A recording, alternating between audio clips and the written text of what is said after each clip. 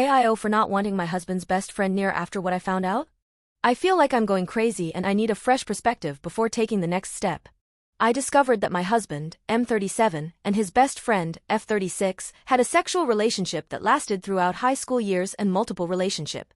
Apparently it was a known secret in their circle of friends. Let me start from the beginning. I met my husband during the last year of college. He comes from a very small town and has the same group of friends since elementary school. I used to find it endearing, now I feel sick. His best friend used to be his desk mate in kindergarten. He used to talk about her a lot before I met her, mostly fun anecdotes and childhood memories. Honestly, I was a bit jealous at the beginning. He had all these memories and shared friends with her. He even had a special nickname for her, Pokey. I let go of my worries when I met her.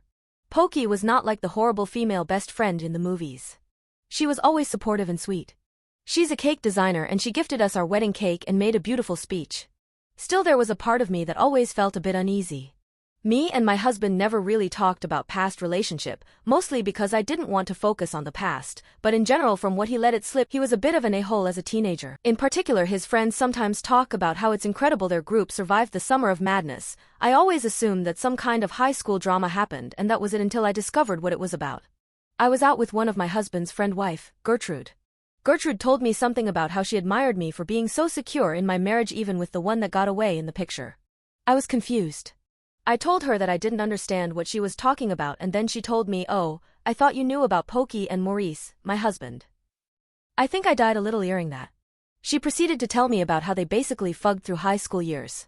How Pokey was my husband first everything and how they cheated every single boyfriend/girlfriend they had during that period with the other.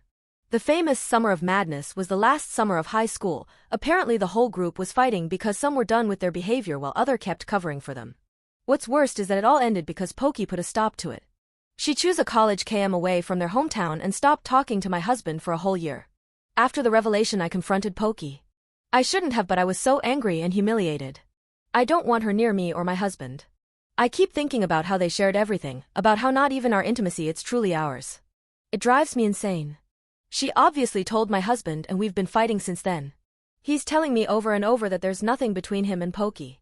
In his opinion I'm overreacting to something that happened almost 20 years ago and has been closed and dead.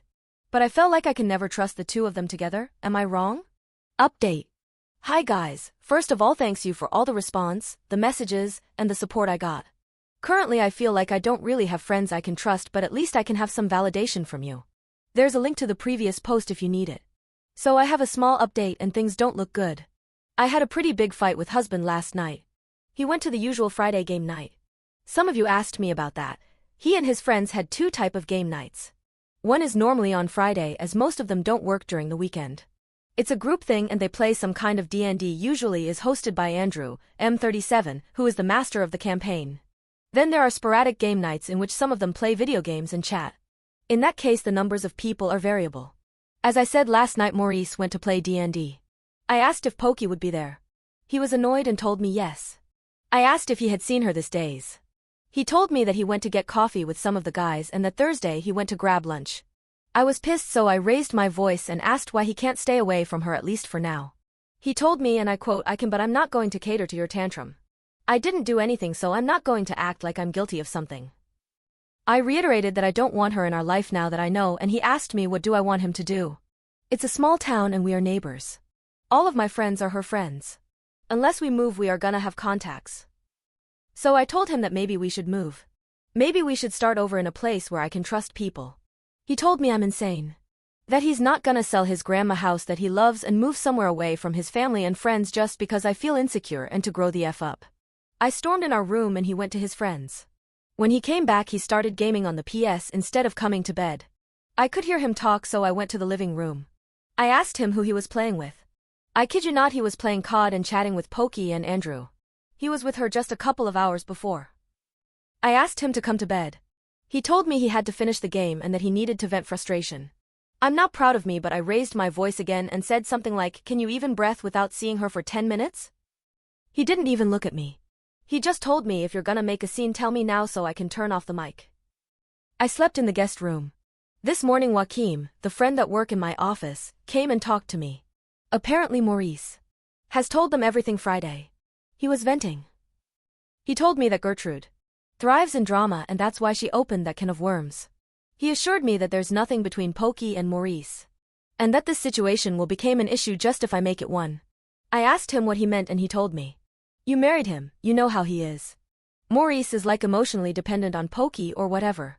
If she killed someone he would dig a hole and help her hide the body. If you want this marriage to work, just learn to coexist. I asked him if he thinks Maurice still loves Pokey. He told me that maybe I should ask my husband because he doesn't know. At this point I just can't let this go. I feel like a crazy paranoid woman, but I just can't let this go. I asked Gertrude out for lunch Wednesday. I begged her to tell me everything she knows because I need to know. Still, I'm scared of what I'll learn. Update 2. Hello guys, first of all thank you for the messages and the chat a lot of you sent me.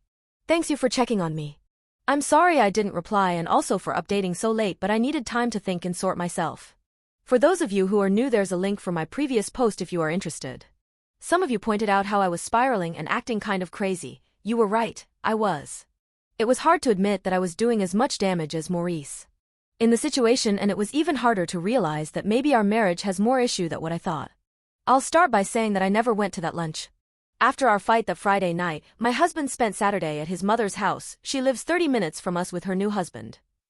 He stayed there the whole day, and I discovered from his story on IG that he took his 2 step-sibling to the laser game and then to dinner.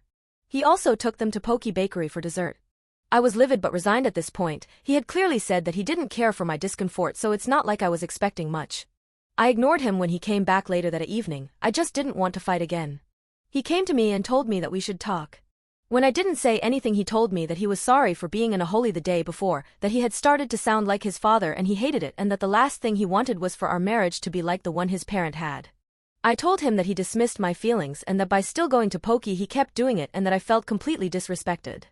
I tried to explain as calmly as I could how hurt I was to know A, about their past by someone else, B, that everyone around me knew and never told me anything up until now.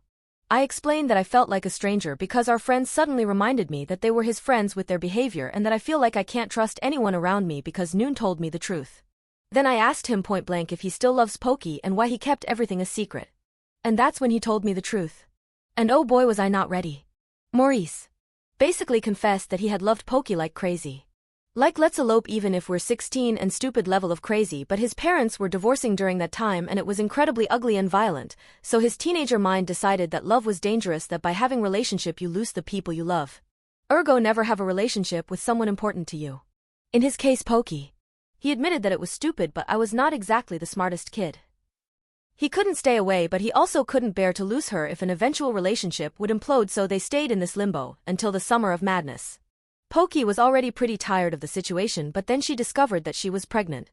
It was Maurice's because at the time she was single and as stupid teenagers they weren't using protections. I was already shocked as it was, but to hear my child-free husband say that he had wanted that baby the moment Pokey showed up in his room with a drugstore test left me speechless. So I asked what happened. And he told me that 2 weeks after finding out she lost the baby, they were still trying to come up with a way to talk to their families in his room when it happened. She got appendicitis and somehow it got her tubes inflamed and caused her pregnancy loss. He told me that his worst memory is calling Pokey's mom and his mom from the hospital while hearing Pokey's cries from behind the door of her room. Maurice also told me that that was pretty much the moment he became child-free. He told me I never want to hear someone I love cry like that ever again. Also, because of that pregnancy loss, it has become impossible for Pokey to have children without planning and medical help. That's why her divorce was so brutal. Most of their friends don't know. They still think she just got appendicitis. Maurice told me that after what happened she run off to uni, avoiding him and pretty much the whole town for a year. He told me how confused and lonely he felt and how much he missed her, not the girl he loved but his best friend, the one who knew me better than myself and that I could always count on. So when she reached out when Maurice's grandma died, he pretty much promised her that they'll never put themselves in a situation like that again. That they'll be just friend and nothing more. And that's what they have been. He told me that he'll always love her but that whatever they had is done and he married me and loves me and that's what should matter. When I asked him if he was willing to see Pokey less and have a different kind of friendship for my sake, he told me that while he loves me he values his friends enough to not cute them off. He told me that after 13 years together I should know this about him. So I told him that after 13 years I should matter enough. I packed a bag and told him I was going to visit my parents because I needed time. And that's where we are. I took some time from work and I'm still at my parents'. It was a lot and I still don't know how to feel. I'm mostly empty.